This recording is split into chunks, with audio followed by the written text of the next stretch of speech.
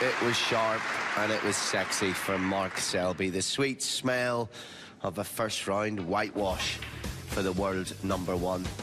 Thepchaiya Un-nooh is no stranger to first-round exit in recent tournaments. Looking at one win to rebuild his confidence, and no matter how many doubles he pulled out of the drawer, he was in trouble the whole way through. The world #1, impressive, no surprise there whatsoever.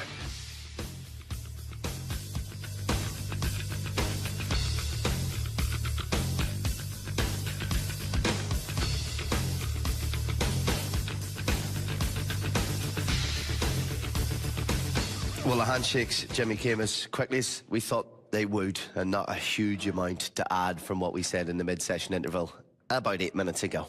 Yeah, he's not even broke sweat, Mark Selby. You know, he's there to battle with anyone, and he can mix it, the high breaks, and he could also dog it out, but he had to do nothing today. All he had to do was just wait for Un-nooh to keep making mistakes and leaving him banging the balls, you know. It's a gift for someone like Mark Selby. I'd love to know what the Jester's resting heart rate is, because it must be in and around sort of the mid to high 30s, because he's as cool as they come in the sport. He's a pretty chilled out guy. He seems to be, you know, a happy-go-lucky fella, but when he's on the table, he's an ultimate warrior. So, you know, for all he did there was just reserve energy for his next match. Yeah, absolutely, and he's get back to the hotel before anybody else in the arena this afternoon. The other 4 games all going on as it stands at the moment. Selby through 5-0.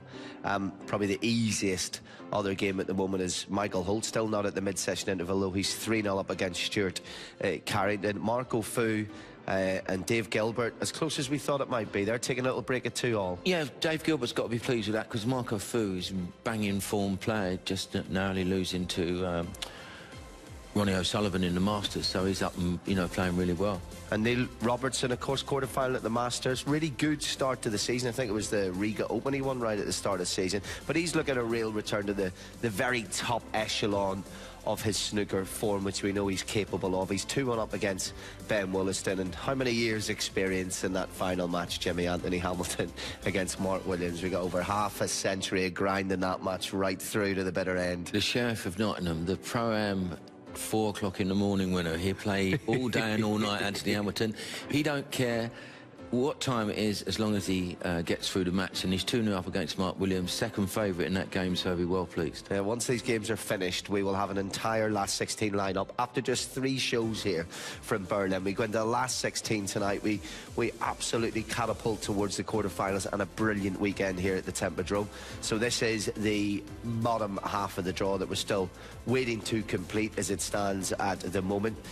Bingham awaits the winner of Fu against Gilbert. Jan Bingtao, the 16-year-old, what a win that was.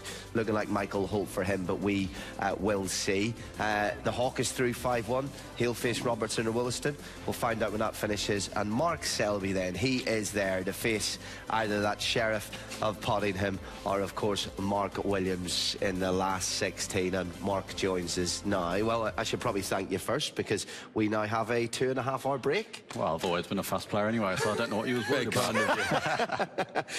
We just said your resting heart rate must be sort of around about the mid to high 30s, the coolest player in the game. And first rounds for you, you go in with all the confidence of a world #1, don't you? Yeah, I mean, I've had a great season so far this year, won a few tournaments, which is always nice.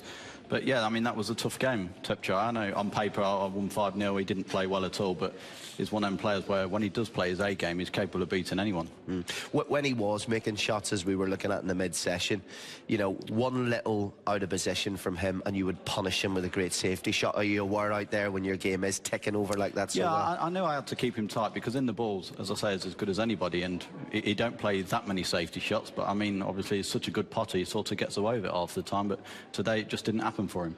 He did pot some fantastic balls and got himself in, you know, with, like, you know, the green, and like there was another long red, and then he would just gift you the game straight back to you. It was very strange. I was saying to Martin Clark at the interval, I said, on the shot, he looks great, and he looks as though he's never ever going to miss a ball, but then sometimes he'll miss like the easiest ball you just can't imagine. So no, I think it's probably because of how quick he plays. Sometimes he can get a little bit careless, but at the same time, he's not going to change his game, because that's what makes him so dangerous. Yeah, and we saw that actually in the 5th frame when he missed that black, hit it really hard, a relatively easy black. The pace done for that, and you were in, and it was frame over.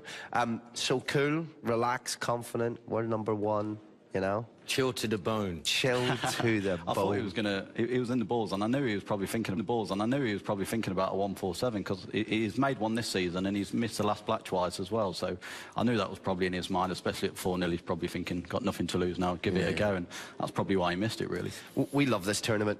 We love coming to cover it. This morning when we came on air, half an hour before you struck a ball, there was 150 snooker fans sat around the edge here, cheering and hollering. Ronnie said quarter-final day at the Tempodrome was one of the best days in the whole snooker calendar. Do you share that? Is it one of the tournaments that snooker players moan least about? Yeah, not even just quarter-final. I just think it's one of the best venues we play in. We've been coming to Germany for so many years now. The crowd are fantastic everywhere we go. Poland's a classic. We get great crowds. Here we get great crowds, and the setup out there, the 5-table setup, I think it works, and it's great value for the spectators as well. Yeah, you've won this previously. It's on the CV.